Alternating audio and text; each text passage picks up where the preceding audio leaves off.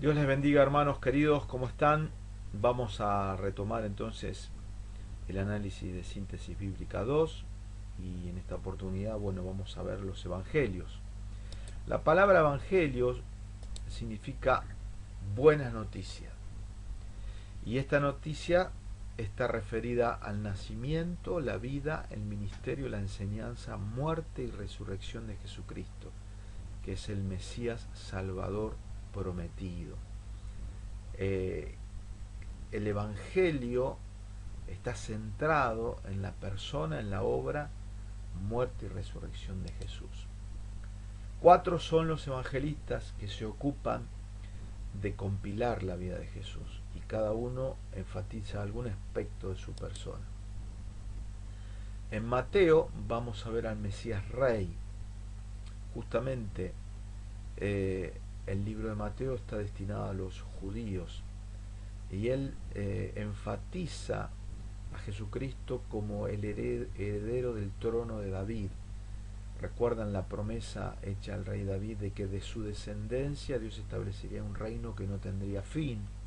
Y también el profeta Daniel, cuando describe los reinos de este mundo a partir de la estatua de la cual soñó Nabucodonosor, que había imperios mundiales que fueron luego destruidos en sus pies por una piedra cortada no con mano, cuya piedra luego se transformó en un monte que llenaba toda la tierra. Esa es la persona de Jesucristo y el reino inaugurado por él. Entonces, Mateo enfatiza a Jesucristo como rey.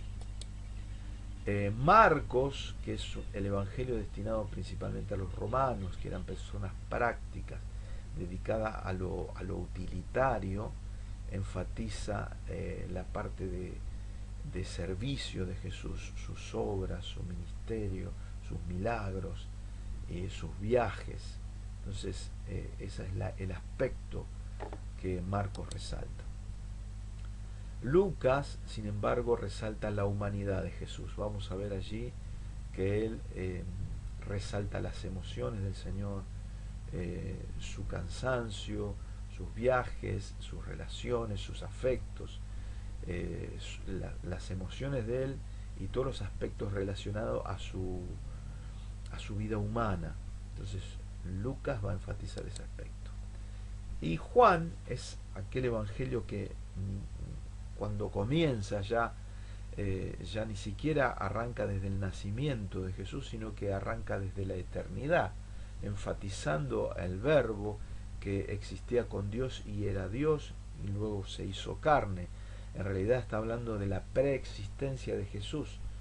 Entonces enfatiza el libro de Juan, el evangelista Juan, a Jesucristo como el Mesías Dios. Y vamos a irla a ver en las declaraciones de Jesús relacionadas al gran yo soy, como Jesús dice: yo soy el buen pastor, yo soy la puerta, yo soy el camino, la verdad y la vida. Están todas declaraciones que lo conectan a él con la persona de Dios, con el nombre de Dios.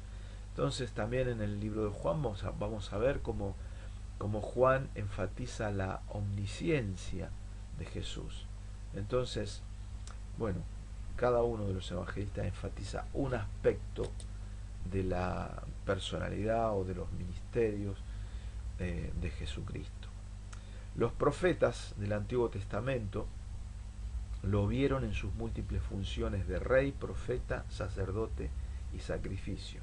Ustedes piensen que los profetas del Antiguo Testamento vieron distintos aspectos y funciones y cuadros, podríamos decir, del Mesías, hasta incluso en situaciones totalmente contradictorias entre sí, porque de repente eh, este hijo que nos sería nacido sería consejero, Dios fuerte, admirable, y habla de que lo dilatado de su imperio y la paz no tendrán fin, pero por otro lado lo vemos ahí en Isaías 43 como el siervo sufriente, que es desfigurado, golpeado, que es muerto injustamente y que entrega su vida por los demás. Entonces, distintos aspectos de la persona de Jesús les era muy difícil a los profetas del Antiguo Testamento tener un cuadro completo de la multifacética obra y ministerio del Señor. Entonces, de alguna manera, los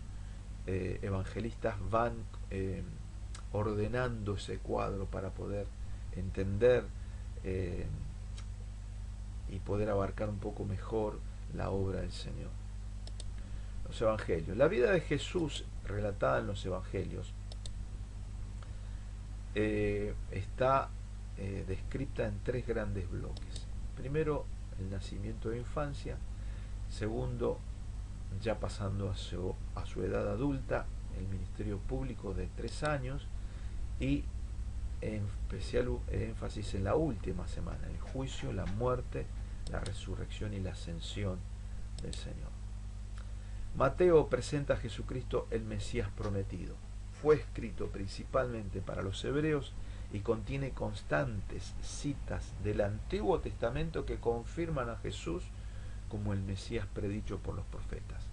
Se lo denomina el Evangelio del Reino por la frecuencia en que usa esta expresión. Y como decíamos, Mateo presenta a Jesucristo como Rey, por eso su expresión preferida, el Evangelio del Reino, porque es el reino de Dios que entró en la historia, ¿sí?, para redimir a personas de toda lengua, pueblo y nación, para ser un pueblo para Él. Bien, Mateo, su autor, fue uno de los discípulos de Jesús, cuya profesión fue publicano. Su relato de cuando él es llamado está en Mateo capítulo 9, versículo 9 al 13, y su evangelio fue escrito alrededor del año 60.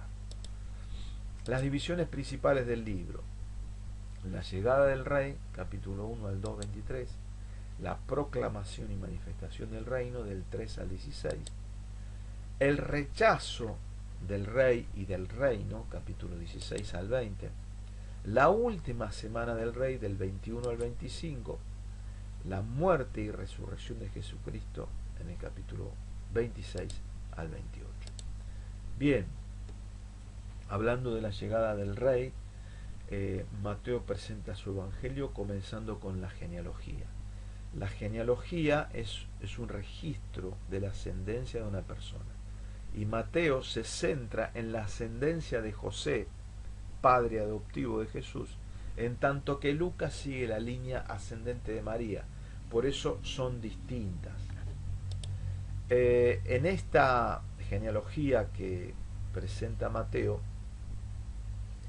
él comienza desde Abraham, pasando por el rey David, para demostrar que era judío y del linaje real, es decir, el hijo de David prometido.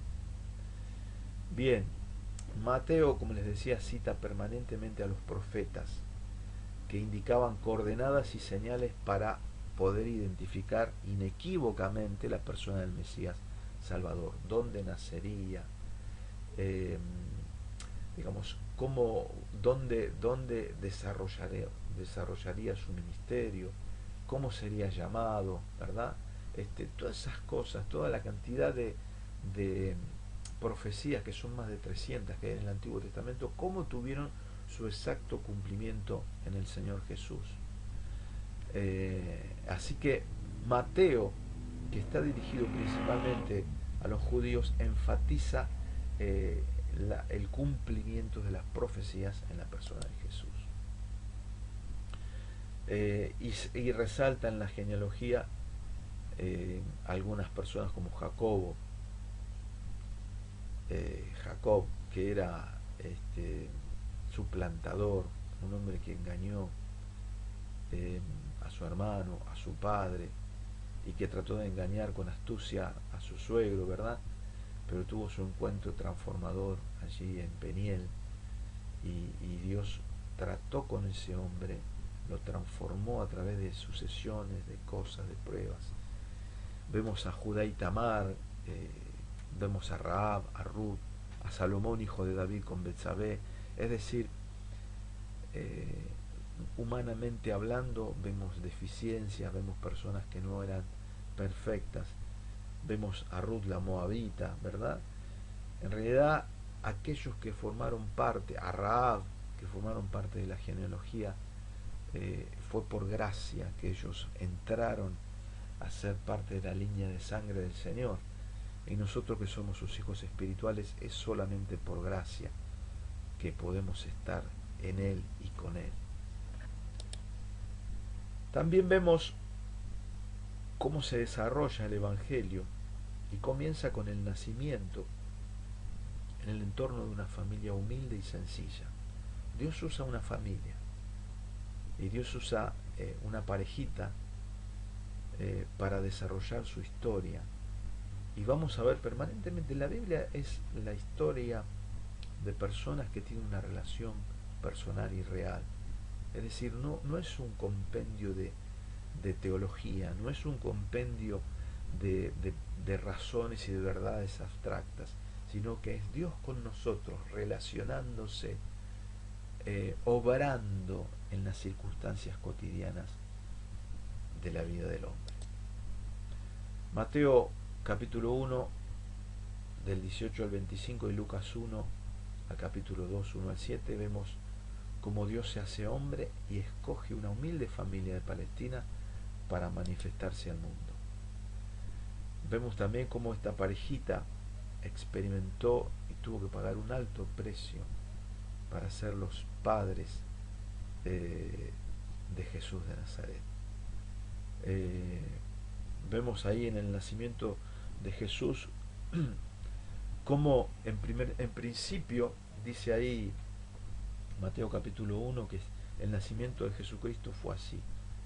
Estando desposada María su madre con José, antes que se juntasen, se halló que había concebido el Espíritu Santo. José su marido, como era justo y no quería infamarla, quiso dejarla secretamente.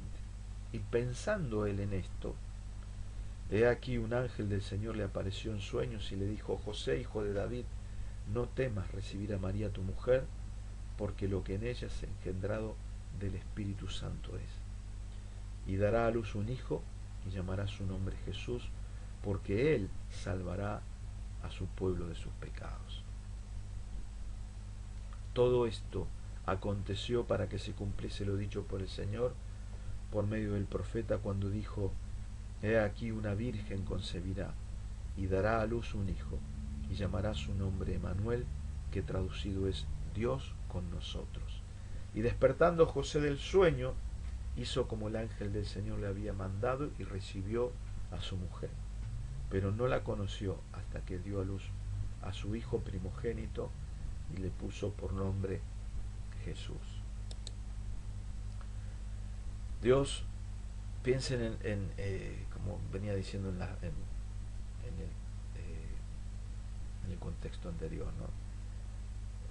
Arranca la historia del nacimiento de Jesús con un milagro, que es el milagro de la concepción virginal de María. Ahora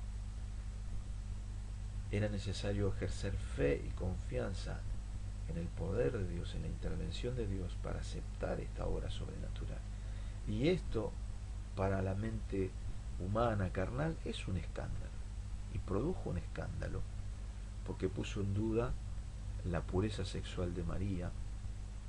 De hecho, el mismo José dice en el versículo 19, como era justo, no quería infamarla, quiso dejarla secretamente, porque él tenía sus luchas en su corazón con esta situación. Y pensando él en esto, Dios le revela y le dice: yo estoy en el asunto, esto es mío, y él acepta la voluntad de Dios. Pero piensen en eso, ¿no?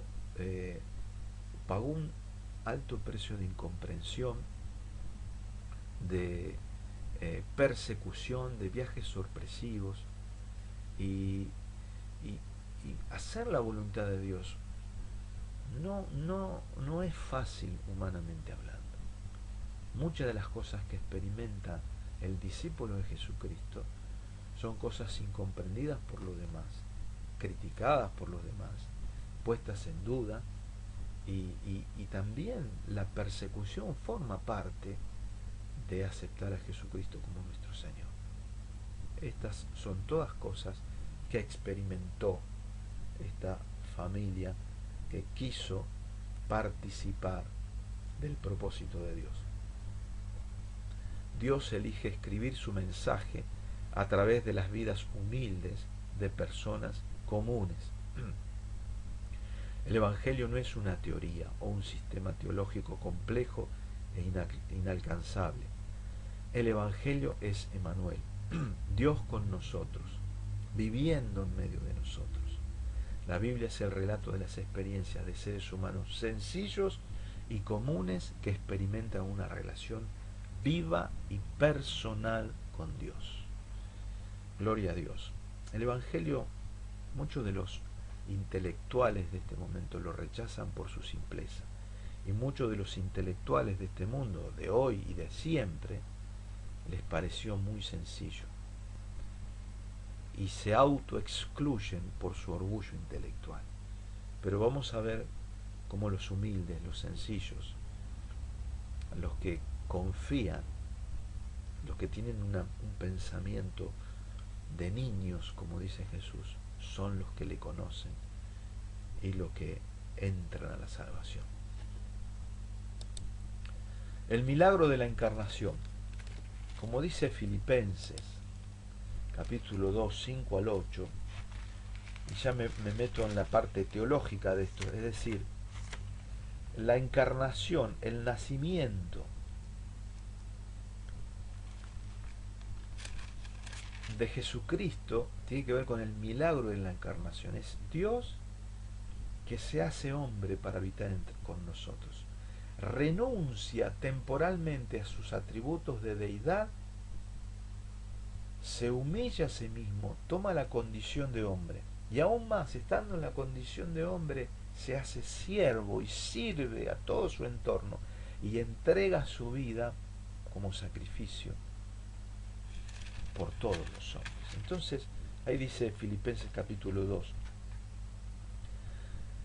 5, haya pues en vosotros este sentir que hubo también en Cristo Jesús, el cual siendo en forma de Dios, no estimó el ser igual a Dios como cosa a que aferrarse. Siendo Dios, no se aferró, sino que se despojó a sí mismo, tomando forma de siervo, hecho semejante a los hombres, y estando en la condición de hombre, se humilló a sí mismo, haciéndose obediente hasta la muerte y muerte de cruz.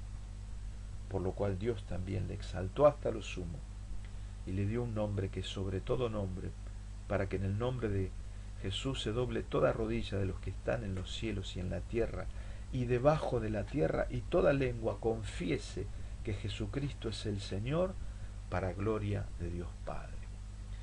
Vemos aquí en el Evangelio relatado el estado de humillación de Jesús, quien siendo Dios se hizo hombre, quien siendo hombre se hizo siervo, y que siendo libre se sacrificó a sí mismo por toda la humanidad. Y si pensamos en términos económicos o materiales, Jesús tuvo mucho menos que cualquiera de nosotros. No tenía propiedades, no tenía hacienda, no tenía seguridad social, no tenía ningún tipo de recursos guardados, digamos, o una seguridad económica. Él vivió cada día dependiendo totalmente del Padre. Y en esto vemos cómo Él se humilló a sí mismo. Dice el apóstol Pablo, quien siendo rico se hizo pobre para enriquecernos a nosotros. Vemos también en Mateo el homenaje de los sabios de Oriente o de los magos, estos sabios babilónicos que se dedicaban a la ciencia en el desarrollo histórico que tenían en ese momento, entre ellos la ciencia de la astronomía.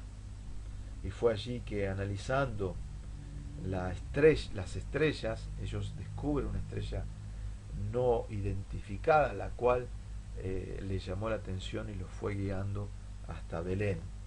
¿Sí? Estando allí en Belén, consultan por dónde era que nacería el rey de los judíos, y Herodes lo guía allí a Belén.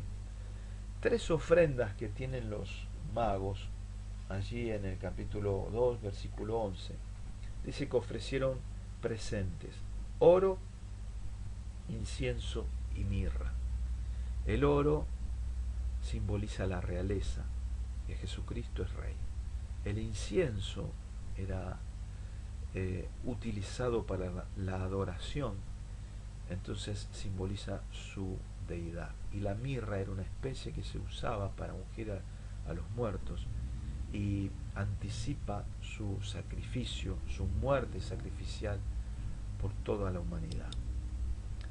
Luego vemos allí la matanza de los niños a través de Herodes, que lleno de envidia trata de matar a aquel que usurparía supuestamente su trono y mata a todos los niños en la zona de Belén de 2 años para abajo. Allí el Espíritu Santo le avisa en sueños a José para que huya porque venían a matar al niño. Van a Egipto y de Egipto regresan a Nazaret. Bien, terminado el capítulo 2, al capítulo 3 hay allí años de silencio y preparación. Es decir, desde el capítulo 2, que está relatada brevemente la niñez de Jesús, pasamos a la predicación de Juan el Bautista, que esto sucede 30 años después aproximadamente. Y esto nos habla también de un aspecto importante, los años en los cuales Dios invierte en la preparación de sus siervos. Piensen que Juan el Bautista tuvo un ministerio de 6 meses, Jesús tuvo un ministerio de 3 años, y pasaron más de 30 preparándose. Así que para Dios es importante la preparación, porque ahí es necesario preparar el carácter, preparar nuestros recursos espirituales. Así que ningún tiempo de silencio y de preparación es ocioso, sino que es válido y valioso en las manos del Señor.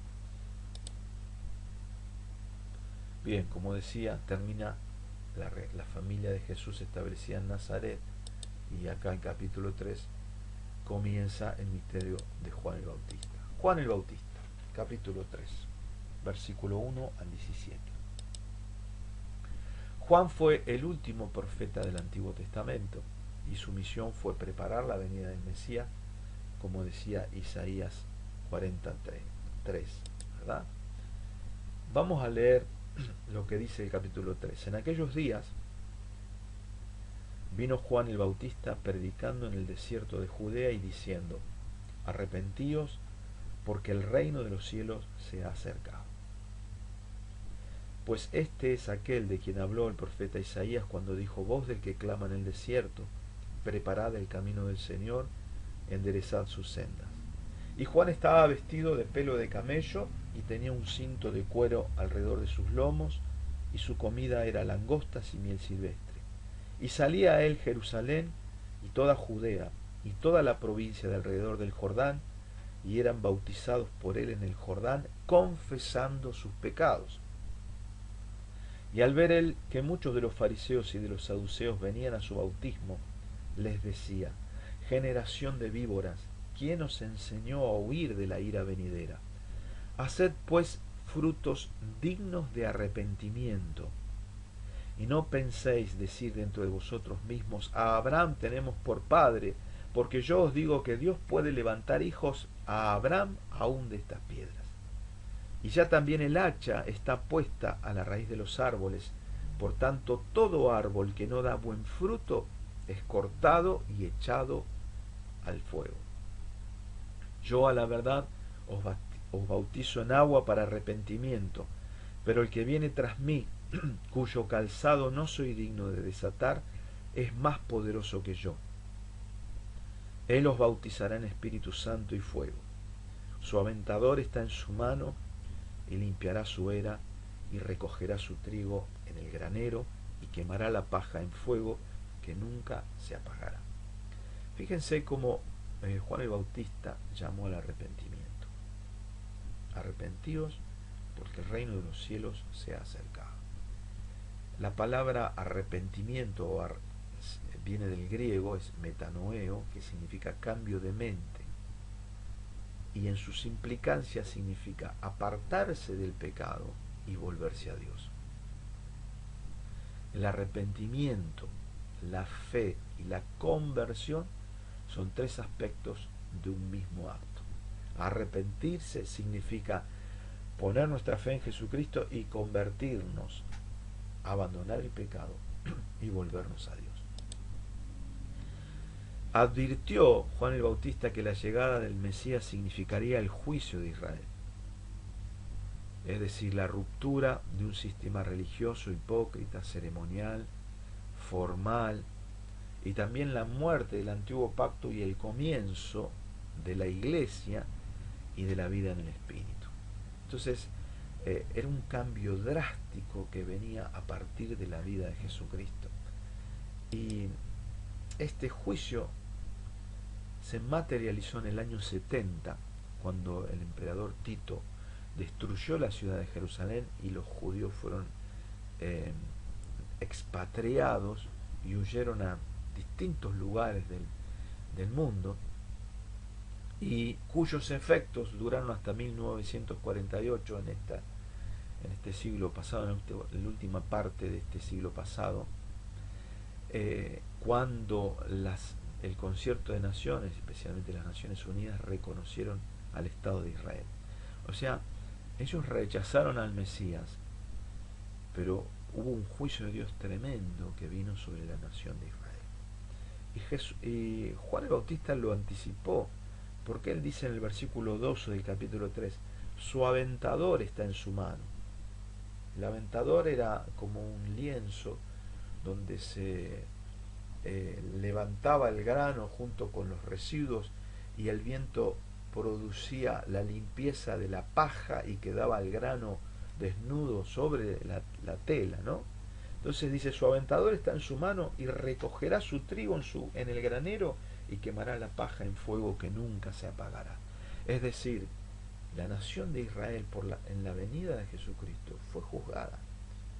A los suyos vino, mas los suyos no lo recibieron. Mas a todos los que le recibieron, los que creen en su nombre, les dio derecho de ser hechos hijos de Dios, los cuales no nacen de sangre, ni de voluntad de carne, ni de voluntad de varón, sino de Dios. Es decir, Dios, si bien es cierto, no terminó su trato con Israel, en ese momento escogió un remanente por fe, y hubo un juicio tremendo que experimentó la nación de Israel. Ahora vamos a concentrarnos en el mensaje de Juan el Bautista. Arrepentimiento. El Evangelio es un llamado al arrepentimiento. La palabra significa, en el Antiguo Testamento, en hebreo, significa Naham, que es la palabra hebrea, significa suspirar, lamentar, arrepentirse o afligirse con referencia a Dios. Es decir, describe el elemento emocional del acto de arrepentirse. El verdadero arrepentimiento, cuando yo escucho el llamado de Dios a volverme a Él, y cuando Él describe mi condición, la condición natural en la que yo me encuentro, esto debe producir, por obra y convicción del Espíritu Santo, un dolor, un quebrantamiento interior, una aflicción. Pablo dice la tristeza de Dios que produce arrepentimiento. En el verdadero arrepentimiento debe haber una tristeza, una conmoción, una aflicción mental, emocional, que es fruto de la convicción del Espíritu Santo que me muestra mi condición.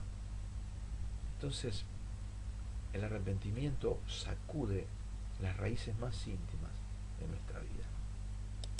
Otro texto que es usado en el Nuevo Testamento, o otra palabra mejor dicho, es metamelomai, que significa preocuparse o sentir remordimiento. También describe el elemento emocional, el cual siempre está presente en el verdadero arrepentimiento. La segunda palabra en griego que se usa en el Nuevo Testamento es metanoeo, que es cambio en el modo de pensar, refiere a la mente, pero que se traduce en la voluntad. Significa apartarse del pecado y volverse y acercarse a Dios. Mateo 3:8 dice, haced pues frutos dignos de arrepentimiento.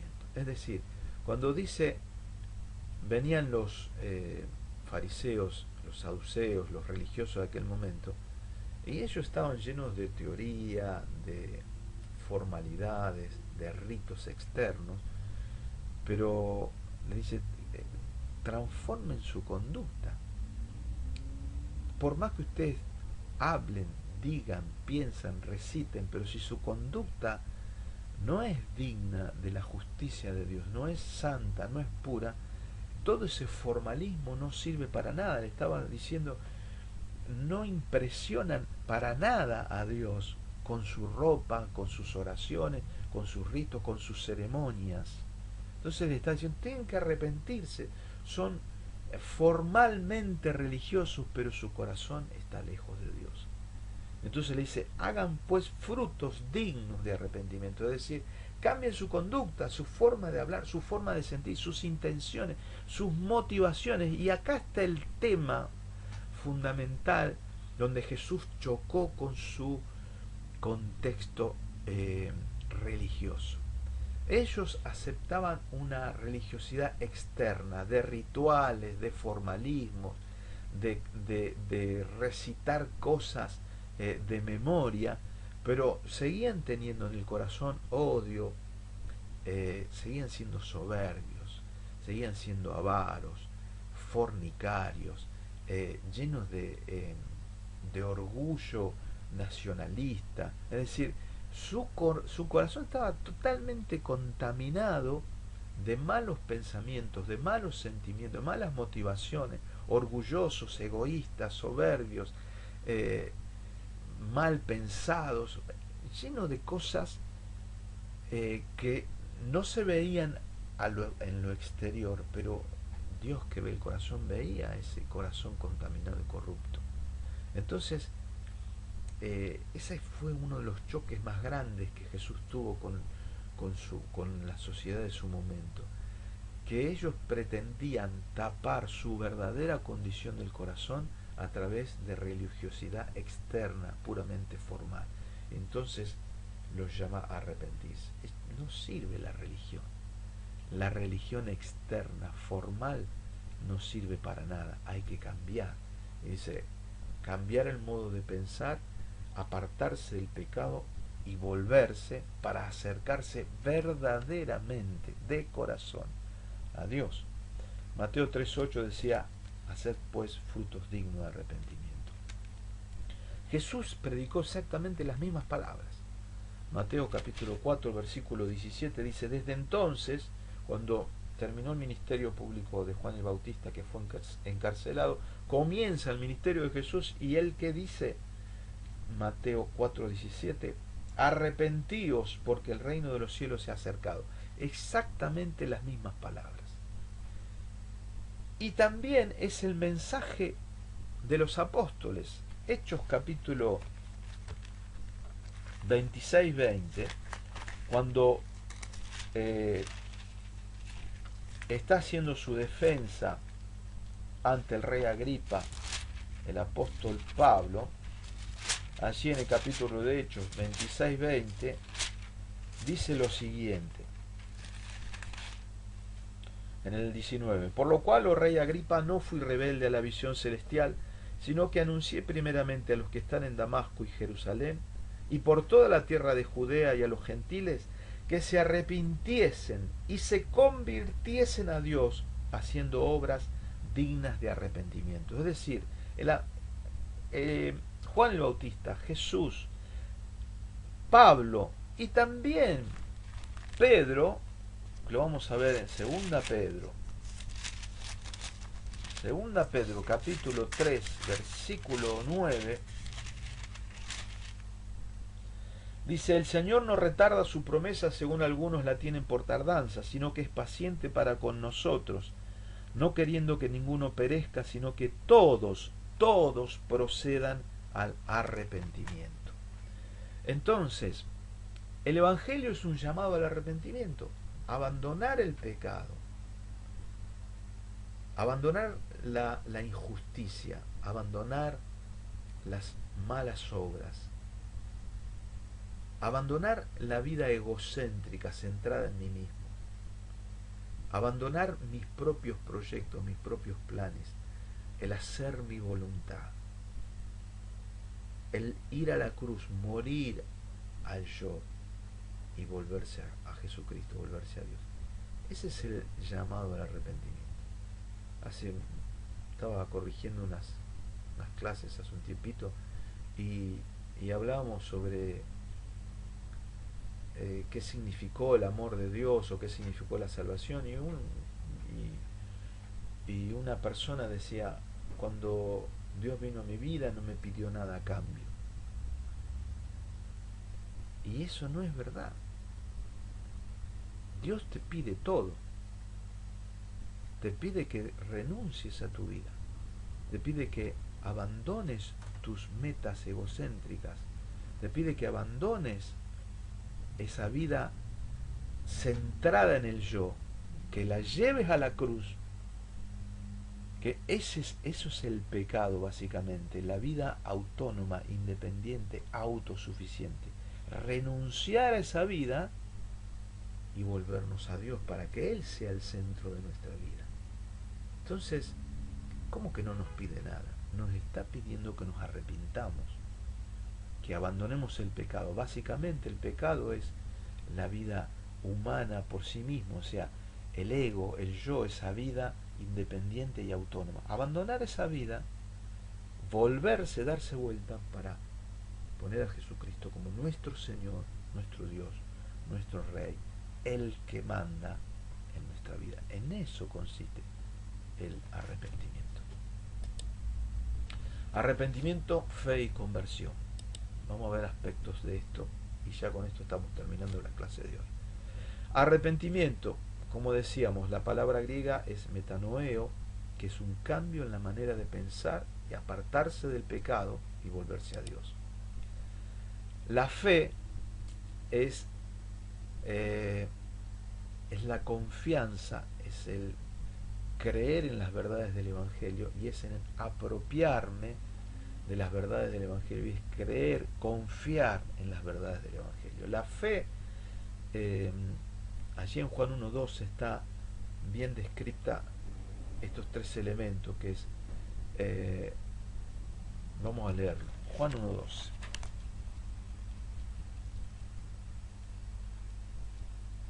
Juan 1.12 dice: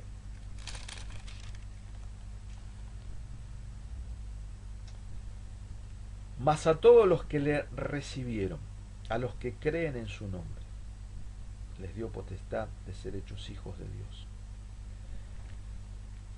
A los que creen en su nombre. El creer significa que yo asiento intelectualmente las verdades que son expuestas a partir de la revelación de Dios, el mensaje del Evangelio, que tiene que ver con mi condición, que soy un pecador, que me he apartado, que me he ido por mi camino, que estoy en una condición degradada, que estoy lejos de Dios, que estoy muerto en delitos y pecados, que no soy justo, que no soy bueno, que estoy separado de la gloria de Dios. Hay una gran separación entre mi situación y la relación con Dios está cortada a causa de mi condición espiritual. Entonces, creer esas verdades tiene que ver con sentir esas verdades, aseverar que esas verdades yo las creo, confío en ellas, digo, sí, es así. Eso es confesar, ¿no? Es ponerse de acuerdo con Dios, es decir, es así, esa es mi condición. Entonces, creer, que es un consentimiento intelectual. Segundo, apropiación, recibir, y esto tiene que ver con apropiarme de esas verdades, es decir, reconocer esas verdades que me atraviesan, que me describen, que así estoy, que yo necesito eso. Entonces, apropiarme tiene que ver con creer esas verdades, hacerlas mías, y en tercer lugar, en su nombre, confiar en su nombre, es confiar en que Jesucristo es el Salvador, mi Salvador. poner mi fe en Él, confiar en Él, entregarle el mando de mi vida, creer en lo que Él dice, apropiarme de la herencia y de la obra de la cruz como algo en lo cual creo, confío y me consagro a seguirle, ¿no? Entonces, el arrepentimiento, la fe y la conversión, que son tres aspectos de un mismo acto, es importante que ese es el llamamiento del Evangelio. La conversión, la palabra convertirse, traducida al castellano, viene de la palabra griega epistrefo, que significa volverse atrás o darse vuelta para apartarse de un lugar, persona o cosa, volverse para apartarse del pecado y volverse para acercarse a Dios. Fíjense, Hechos, capítulo 3, versículo 19. Hechos 3, 19. Dice, es el mensaje de Pedro en el día de Pentecostés.